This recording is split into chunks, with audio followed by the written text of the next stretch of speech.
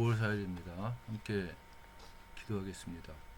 은혜로우신 하나님, 우리들을 하나님께서 인정해 주시고 붙드시고 인도해 주시니 고맙습니다. 오늘도 하나님 아버지를 의지함으로 승리하게 도와주시고 또한 하나님께만 영광이 되는 감사와 축복이 있는 하루가 되기를 원합니다. 모든 말씀을 예수님의 이름으로 기도했습니다. 아멘. 오늘도 마태복음 5장 3절부터 12절과 누가복음 6장 20절부터 26절에 있는 말씀으로 팔복을 나누기로 하겠습니다. 오늘도 마태복음에 있는 팔복을 먼저 읽고 그 다음에 말씀을 나누겠습니다. 마태복음 5장 3절입니다. 심령이 가난한 자는 복이 있나니 천국이 그들의 것이며 애통하는 자는 복이 있나니 그들이 위로를 받을 것이며 온유한 자는 복이 있나니 그들이 땅을 기업으로 받을 것이며 의에 줄이고 목마른 자는 복이 있나니 그들이 배부를 것이며 긍휼히 여기는 자는 복이 있나니 그들이 긍휼히 여김을 받을 것이며 마음이 청결한 자는 복이 있나니 그들이 하나님을 볼 것이며 화평하게 하는 자는 복이 있나니 그들이 하나님의 아들이라 일컬음을 받을 것이며 의를 위하여 박해를 받는 자는 복이 있나니 천국이 그들의 것임이라. 나로 말미암아 너희를 욕하고 박해하고 거짓으로 너희를 거슬려 모든 악한 말을 할 때에는 너희에게 복이 있나니 기뻐하고 즐거워하라. 하늘에서 너희의 상이 큼이라. 너희 전에 있던 선지자들도 이같이 박해하였느니라. 아멘. 우리는 어제 팔복을 나누었습니다. 팔복은 이 의를 중심으로 하는 하나님 백성들의 성품이 아닐까 이런 생각을 했습니다. 팔복에서 말하는 의는 하나님과의 관계를 얘기하는 겁니다. 그래서 이 가난하고 애통하고 온유한 사람들이 그런 그 성품은 하나님과의 관계를 목말라 하고 또는 하나님과의 온전한 관계를 굶주려 하는 것, 이게 하나님 나라의 백성의 성품이다 이렇게 얘기를 하는 겁니다.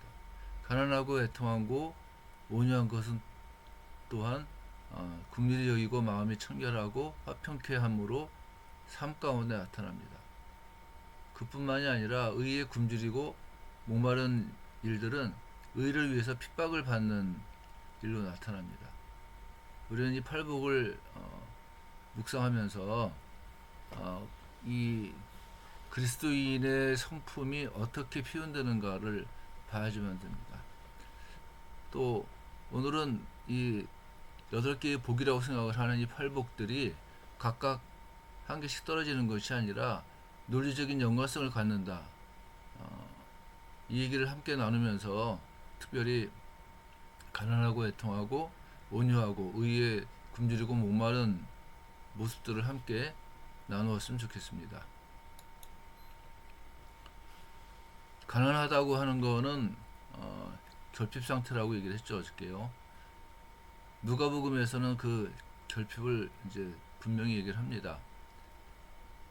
그 결핍 상태는 하나님을 영화롭게 하지 못하는 나를 보게 만드는 겁니다.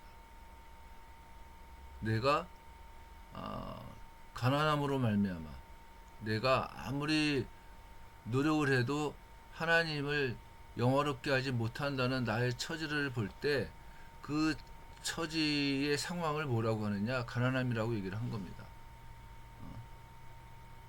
그래서 가난한 자들이 복이 있다고 말씀을 하시는 이유가 뭐라고 했습니까? 전적으로 하나님을 의지하며 살 수 있는 바탕이 되기 때문에 그런 겁니다.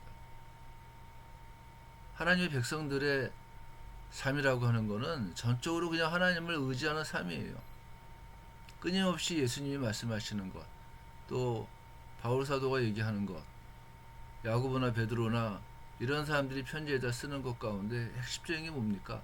전적으로 하나님을 의지하는 삶이 뭐냐 하는 거예요. 다윗도 이렇게 말합니다. 나는 가난하고 궁핍하오니 주께서는 나를 생각하시오니 주는 나의 도움이시요 나를 건지시는 이시라. 나의 하나님이여 지체하지 마소서. 이렇게 얘기를 합니다. 무슨 얘기입니까? 아무리 생각을 해도 나는 하나님만을 의지할 수밖에 없습니다 라고 하는 거예요. 이게 여러분들 가난한 자의 모습인 겁니다. 예수님께서 부자들은 천국에 들어가기가 약대가 바늘구멍을 통과하는 것과 같다, 뭐 이렇게 말씀하시는 이유가 뭐냐면은, 부유한 자들의 특징은 뭐라고 그랬습니까? 나를 의지하는 데 있다고 하는 거예요. 그래서 누가복음에서는 가난함과 부유함을 대립시키면서 가난한 자가 복이 있어야지, 복이 있다고 하는 이유가 하나님을 전적으로 의지할 수 있기 때문이다, 이것을 얘기했다고 했습니다. 이 가난함, 내가 하나님을 영화롭게 할 만한 능력이 없고 하나님을 영화롭게 할 만한 힘이 없다고 하는 이 가난함에 대한 인식은 애통함으로 바뀌는 겁니다. 애통한다고 하는 것은 뭔가 마음이 잘 이렇게 흡족하지 않기 때문에 나타나는 거 아니겠습니까? 그래서 이 4절에 있는 요 애통하는 자가 복이 있다고 하는 요 말씀을 3절하고 연결을 하지 않으면은 왜 애통해야지만 되는지를 모르는 거예요. 그러니까 자신의 결핍이나 그 무지함 혹은 무능력함이 하나님을 영화롭게 하지 못하기 때문에 애통할 수밖에 없는 상황으로 바뀐다는 겁니다. 그래서 3절과 4절을 이렇게 연결을 해서 생각을 하면은, 가난한 자들이 하나님의 뜻을 이루지 못하는 자신을 볼 때, 그 가난함에서 애통함으로 이렇게 바뀌는 것으로 생각하는 것이 합리적이라고 하는 거예요. 하나님의 뜻을 순종하려고 해도 내가 갖고 있는 그 무능력함, 가난함으로 말미암아서 순종하지 못하고 또한 하나님을 영화롭게 하지 못하는 나를 발견할 때의 그 애통함, 그 고통스러움, 그 애통함 때문에 어떠냐? 하나님의 위로를 받는다는 겁니다. 그래서 애통하는 사람이 복이 있을 수밖에 없다고 하는 겁니다. 온유하다고 하는 건 여러분들 야생말을 길들여 놨을 때 온유해진 말, 뭐 이런 의미로 사용하는 말입니다. 무엇을 생각하면 알죠.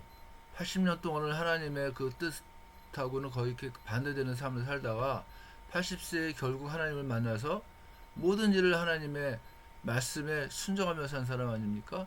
당연히 여러분들은 어떠냐면은 모세의 온유하면 모든 사람들보다 더 승하다. 옛날 성경에는 승하다라고 되어 있는데 그 말이 맞다고 생각합니다. 이렇게 가난함, 애통함, 온유함이 합쳐질 때 의에 목말라하고 굶주리는 사람의 모습이 되어진다는 겁니다. 하나님의 백성다움이 뭐겠습니까? 하나님께 충성되이 살지만 하나님과의 관계의 온전함에 부족함을 느끼는 거예요, 스스로. 그리고 그 부족함 때문에 더욱더 많은 노력을 함에도 불구하고 항상 부족함을 다시 느끼면서 가난해지는 거예요. 스스로의 가난함을 느끼면서 그 가난함으로 말미암는 애통이 내 마음 가운데 나오는 겁니다. 그 애통함으로 더욱더 어떻습니까? 충성하게 되고 더욱더 온유함으로 하나님의 말씀을 이렇게 지켜나갈 수 있는 그런 상태로 이렇게 변화되는 게 뭐냐? 하나님의 백성다움이라고 하는 거예요.